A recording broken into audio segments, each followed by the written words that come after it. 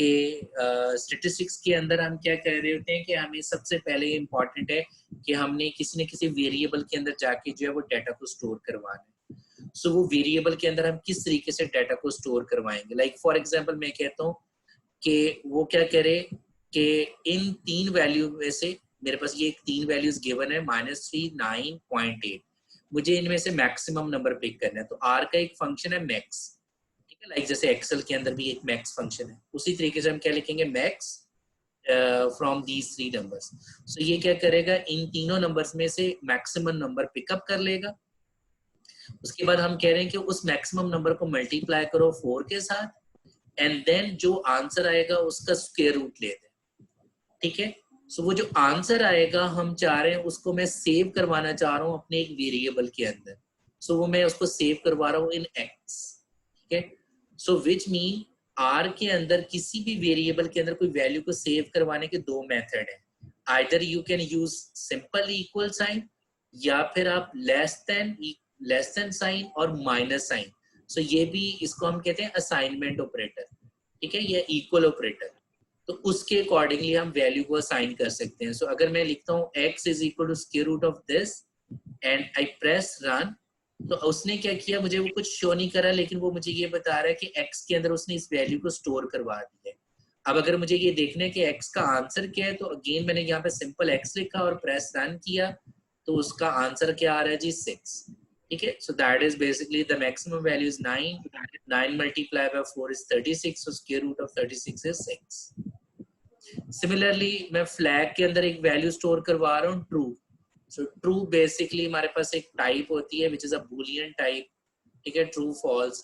So just मैं उसको sign कर रहा हूँ फ्लैग, और फ्लैग को मैं रन करूँ तो मुझे बता रहा है उसका आंसर क्या आ रहा है जी, ट्रू में नजर आ रहा है। अभी ये कमांड को रन कर रहा है, ठीक है। सो ट्रू मेरे पास लिखा हुआ है, क्लियर। सो हम अब यहाँ से हमें ये पता चल रहा है कि हम बेसिकली आर के अंदर डिफरेंट तरह के डाटा टाइप्स होते हैं, ओके। मसलन क्या ये जो डाटा हमने स्टोर करवाया इस वेरिएबल के अंदर, क्या ये न्यूमेरिकल टाइप है, ठीक है जी। क्वेश्चन है तो अनम्यूट करके पूछ लें। सर ये जो आपने बताया एक्स के अंदर क्या सेव है, वो किस तरह दिखते हैं? ओके, वो हम ये कह रहे हैं कि x इज इक्वल टू, हमने ये वैल्यू जो है वो x के अंदर सेव कर दी। अगर मैं यहाँ पे आके दोबारा x लिख रहा हूँ और मैं x को रन कर रहा हूँ, तो वो मुझे x की वैल्यू शो कर देगा, ठीक है। ये मैंने पहले इस कमांड के जरिए क्या कर रहा है, वो इसको सॉल्व करेगा और सॉल्व करने के बाद x के अंदर सेव कर देगा, और जब मैं सिंपल x को कॉल कर रहा हूँ, रन कर रहा हूँ, तो वो मुझे उसका आंसर शो कर रहा है,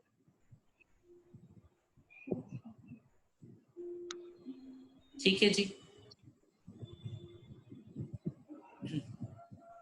सो सेम इज द केस, मैं क्या करूँ, फ्लैग के अंदर जाके ट्रू को स्टोर करवा रहा हूँ और फ्लैग को रन करूंगा तो मेरे पास ट्रू आ जाएगा, ओके। सो हम ये बेसिकली ये भी देख सकते हैं कि ये मेरा जो x है, जो x वेरिएबल है जिसके अंदर मैंने ये जाके डाटा स्टोर करवाया है, ये किस तरह का डाटा, ये न्यूमेरिक डाटा है या ये फैक्टर टाइप, फैक्टर से मुराद है मीन ये स्ट्रिंग टाइप ऑफ डाटा है। काइंडली अपने आप को म्यूट कर लीजिएगा, ओके। सो हम क्या कर सकते हैं, जैसे ये मैंने एक क्लास x है, तो एक मेरे पास आर के अंदर फंक्शन है क्लास, क्लास के अंदर जाके मैं x स्टोर करवा रहा हूँ, इसको मैं जब कमांड को रन करूंगा तो वो मुझे बता रहा है कि ये न्यूमेरिक टाइप वेरिएबल, ठीक है। So there are multiple type of variable जो कि आप क्लास और उस वेरिएबल को जब पुट करोगे तो यू कैन आइडेंटिफाई कि वो किस तरह का वेरिएबल है, क्लियर। Is it clear जी? Variable, the most important thing is vectors in R. जब हम बात करते हैं ना वेक्टर्स की, that mean we are talking about कि अगर हमने एक वेरिएबल के अंदर मल्टीपल वैल्यूज को स्टोर करवाना और वो मल्टीपल वैल्यूज सेम टाइप की होनी चाहिए। लाइक जैसे मैं चाह रहा हूँ कि मैंने अपनी एक प्रोडक्ट है उसका वेट मेजर की है और मैंने मल्टीपल प्रोडक्ट का जो है वो वेट मेजर करके इस वेरिएबल के अंदर स्टोर करवाना चाहता हूँ, तो मैंने वेट के अंदर असाइन करना है मल्टीपल वैल्यूज को, तो उसके लिए मेरे पास फंक्शन है सी स्मॉल ब्रैकेट स्टार्ट। सो सी का मतलब है कनकैटिनेट, कनकैटिनेट का मतलब है कंबाइन करो इन तमाम वैल्यूज को एक ही वेरिएबल के अंदर, ठीक है।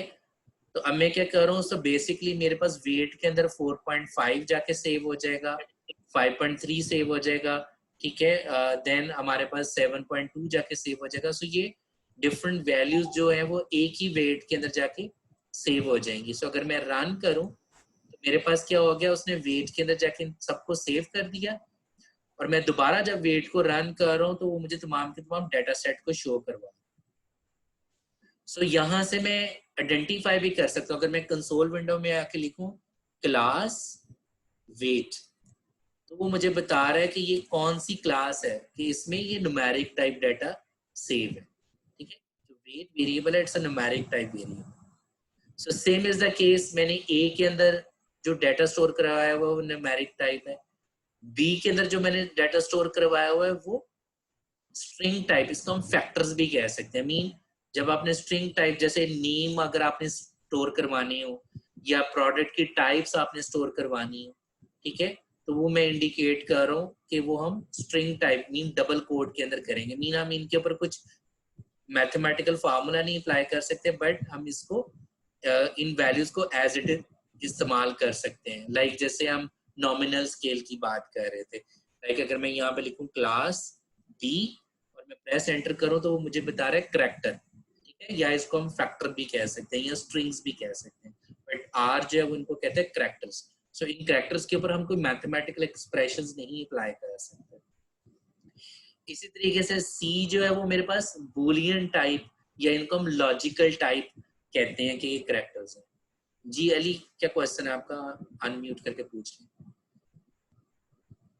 सर जो आप वेरिएबल्स असाइन कर रहे हैं, इक्वल कर रहे हैं, तो ये प्राइवेट होते हैं या पब्लिक हो जाएंगे पूरे प्रोग्राम में? ये पब्लिक होते हैं, ठीक है। सो जो नॉन प्रोग्रामिंग बैकग्राउंड के लोग हैं, सो नॉर्मली प्रोग्रामिंग के अंदर हम बात करते हैं कि is it a public variable, is it a private variable. So normally याद रखिएगा कि आर के अंदर अनलेस आपने क्लासेस हाई लेवल जरा वो प्रोग्रामिंग में होता है, आप जितने वेरिएबल डिफाइन कर रहे थे वो पब्लिक वेरिएबल्स होते हैं, ठीक है। मीन आप उसको कभी भी एक्सेस कर सकते हो। सो इवन मैं नीचे जाके भी ए को एक्सेस करूंगा तो वो उसके अंदर वो मुझे यही वैल्यूज को शो करवा रहा होगा। ओके ओके, दोबारा से देखिएगा कि हमने ए जो है एक वेक्टर है जिसके अंदर हमने मल्टीपल वैल्यूज असाइन की हुई है, 1 2 3 4 5 6 7 8 वैल्यूज असाइन की हैं। फॉर एग्जाम्पल अगर मुझे इस वेरिएबल के अंदर मीन इस वेक्टर की ये देखना है कि थर्ड नंबर के ऊपर कौन सा एलिमेंट सेव है, ठीक है, तो we can access that element with this command. क्योंकि ए के अंदर मेरे पास ये सारे के सारे हैं, सो पोजीशन 1 के ऊपर जो है वो 1 पड़ा हुआ है, पोजीशन 2 पे 2 पड़ा हुआ है, पोजीशन 3 पे 5, पोजीशन 4 पे 3 पड़ा हुआ है, एंड सो ऑन। सो अगर मैं लिखूं ए बड़ी bracket start 3, so it mean जो थर्ड पोजीशन पे नंबर पड़ा होगा मुझे वो शो कर देगा। सो ए मैं प्रेस करूंगा तो वो मुझे 5 दिखा रहा है। सो 1 2 3, सो थर्ड पोजीशन पे 5 पड़ा हुआ। सिमिलरली अगर मुझे मल्टीपल पोजीशंस को एक्सेस करना, मीन मैं चेक करना हूँ कि फर्स्ट पोजीशन पे कौन सा नंबर पड़ा हुआ है, थर्ड पोजीशन पे कौन सा पड़ा हुआ है और फिफ्थ पोजीशन पे कौन सा नंबर पड़ा हुआ है, then I can use this command a बड़ी bracket start then C position 1 position 3 and position 5, तो मुझे फर्स्ट थर्ड और फिफ्थ पोजीशन का नंबर जो है वो शो करवा रहा है, ठीक है। Character is not a command, character is a data type. So B जो वेरिएबल है उसके अंदर हमने करैक्टर टाइप वैल्यूज की हुई है। सिमिलरली जैसे मैं ए का कर रहा हूँ इसी तरीके से बी की वैल्यूज को भी एक्सेस कर सकते हो। लाइक बी मैं लिखता हूँ जी पोजीशन 2 पे क्या पड़ा हुआ है, सो मैं जब इसको रन करूंगा तो वो मुझे दिखाएगा 2 पड़ा हुआ है, ठीक है। So basically right now we are talking about कि आपने अगर एक वेक्टर या एक मल्टीपल कॉलम आप कह लो या रो वेक्टर आपने डिफाइन किया हुआ है कि अगर आपने उसकी पर्टिकुलर पोजीशन का एलिमेंट एक्सेस करना हो तो वो आप कैसे एक्सेस कर सकते हो। सो विद दिस कमांड कि आप जस्ट ए बड़ी ब्रैकेट और उसका पोजीशन नंबर बताओ तो उससे आप उसका वो एलिमेंट एक्सेस कर सकते हो। ए सी पोजीशन 1 पोजीशन 3 पोजीशन 5, तो उससे आपको उन वो पर्टिकुलर पोजीशन के नंबर बताओ। लाइक फॉर एग्जाम्पल अगर मैं ये चाह रहा हूँ कि सेकंड पोजीशन से लेके 6th पोजीशन तक जो ए में पड़ा हुआ है वो सारे के सारे दिखा दे, then you can use this command a बड़ी bracket start 2:6। So it means second position से लेके 6 पोजीशन तक जो तमाम के तमाम एलिमेंट्स पड़े हुए हैं वो मुझे शो करवा दे। ठीक है जी। सो हमारे लिए जो है वो हमने स्टैटिस्टिकल एनालिसिस के लिए जो हमारे पास डाटा अवेलेबल होता है, वो जो कोई भी डाटा सेट होगा उसको आर कहते हैं, उसको हम कहते हैं data frame. So data frame basically क्या होता है, that is a collection of multiple type of vectors. So एक डाटा फ्रेम के अंदर मल्टीपल टाइप ऑफ वेक्टर्स होते हैं। न्यूमेरिकल डाटा भी होगा, हमारे पास करैक्टर टाइप डाटा भी होगा, हमारे पास बुलियन टाइप डाटा भी हो सकता है। सो डिफरेंट तरह के डाटा सेट्स हो सकते हैं। लाइक जैसे मैंने एम्प्लॉय का डाटा आपको एम्प्लॉय डाटाबेस का दिखाया, उसमें आईडी हमारा क्या था, जो है वो नॉमिनल टाइप ऑफ डाटा है, जो कि जहाँ पे 1 2 3 बेसिकली ना कि न्यूमेरिक नंबर को इंडिकेट करें, जस्ट वो एक करैक्टर टाइप को आप कह सकते हो कि इंडिकेट कर रहे हैं टू जस्ट डिफरेंशिएट दैट। इसी तरीके से सैलरी जो था वो न्यूमेरिक डाटा था। ओके, सो वो तमाम के तमाम जो कॉम्बिनेशन बन रहे हैं, सो आर उसको कहते हैं, एम्प्लॉय डेटाबेस को क्या कहेगा, डाटा फ्रेम। सो हम सबसे पहले ये देख रहे हैं कि आर के अंदर अगर हमने खुद से डाटा फ्रेम क्रिएट करना हो, ठीक है, वो हम कैसे क्रिएट कर सकते हैं। लाइक जैसे हमने देखा कि मैं यहाँ पे जो है वो 4 तरह के वेरिएबल्स डिफाइन कर रहा हूँ। मसलन मैं कहता हूँ कि जी मैं एक हॉस्पिटल का सपोज डाटा जो है वो क्रिएट कर रहा हूँ, जिसमें मेरे पास 4 पेशेंट्स हैं, उसको मैंने कह दिया पेशेंट आईडी, और उसमें मैंने एक वेरिएबल के अंदर 4 तरह के पेशेंट नंबर 1 2 3 4 सेव कर दिया। और उन चारों पेशेंट का मैंने एक वेरिएबल बनाया एज, के पेशेंट 1 की एज क्या है, 2 की क्या है, 3 की क्या है, 4 की क्या है। और फिर हमने उनकी जो है वो आइडेंटिफाई किया, उनको डायबिटिक्स उन चारों पेशेंट को है, और वो डायबिटिक्स किस तरह की है। तो वो हमने डिफाइन किया हुआ कि वो 2 तरह की डायबिटिक्स हो सकती हैं, टाइप 1 टाइप डायबिटिक है उस पेशेंट को, या टाइप 2 टाइप है। तो वो हमने डिफाइन कर दिया। तो हमने फिर कहा कि पेशेंट 1 टाइप 1 का है, पेशेंट 2 टाइप 2 का है, पेशेंट 3 को भी टाइप 1 डायबिटिक है। फिर हम इंडिकेट करें कि डायबिटिक का जो स्टेटस है वो क्या है, क्या पुअर लेवल ऑफ डायबिटिक है या इम्प्रूव्ड, आई मीन वो पहले से इम्प्रूव कर गया, उसकी डायबिटिक जो है वो कम हो गई है, या वो एक्सीलेंट कंडीशन के अंदर है। सो हम उसका स्टेटस करें। सो बेसिकली हमने ये 4 तरह के वेरिएबल्स डिफाइन कर दिए, और यू कैन से 4 तरह के वेक्टर्स कर दिए।